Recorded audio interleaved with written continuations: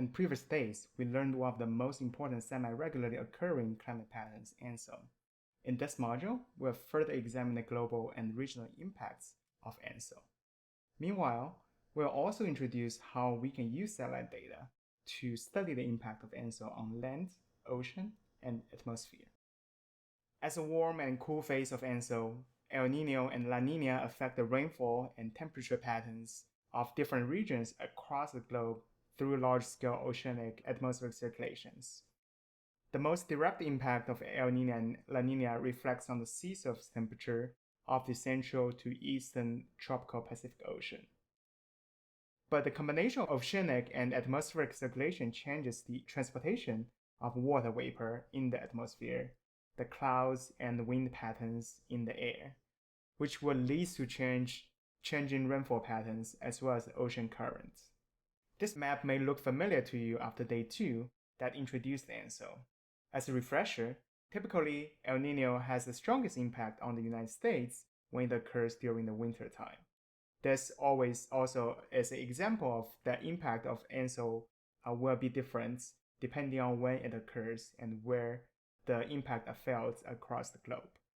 When El Niño occurs in the Northern Hemisphere winter time, it typically brings cooler temperature and more precipitation to the south of the United States and part of Central America, while causing warmer and drier conditions over the southern part of Asia. It also affects the temperature and precipitation patterns over South America, Africa, and Australia. The impact of El Niño during the June to July-August periods mostly affects the temperature and precipitation pattern over India, Southeast Asia, Australia, and South America in addition to the tropical Pacific Ocean. So in your project, you can look at the ENSO impact on different regions across the globe depending on where you are interested in studying. So why ENSO has such a strong impact globally? That's because it alters the circulation of both atmosphere and ocean. The change in circulation will impact the rainfall pattern globally, as we learned before. It will also change the ocean current due to the changing water temperature as well as the wind pattern. The change of rainfall and ocean currents cascade into areas that are wide-ranging, such as vegetation dynamics. This can also translate into impact on agricultural activities.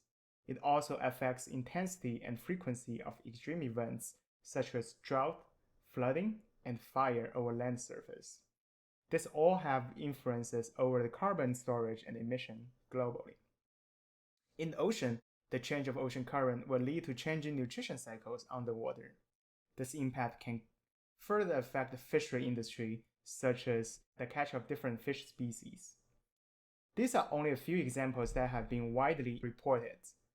From the long-term satellite climate data records, we can actually observe the change in atmospheric circulations, rainfall, vegetation, and extreme events like drought, flood, and fire. We can also use satellite data to monitor the nutrition dynamics of the coral field over the ocean surface, which means we can use satellite data to study ENSO's impact across different parts of the system. Like we learned before, we can use Oceanic Niño Index to monitor the dynamics of ENSO. We already learned how to use satellite data to calculate ONI in the previous tutorial. The El Niño and the La Niña events are often defined when the index exceeds threshold, typically 0.5 degrees for 5 consecutive months. When combining indices like ONI and satellite climate data records that measure the change of land, ocean, and atmosphere, we can perform analysis to study the impacts of ENSO on different parts of the climate system and society, such as the dynamics of rainfall, as I showed in this animation using the NASA satellite data. This is often done through correlation analysis, but the relationship will need to be further explained using physical knowledge. In this tutorial, you'll learn how you perform correlation analysis between two time series.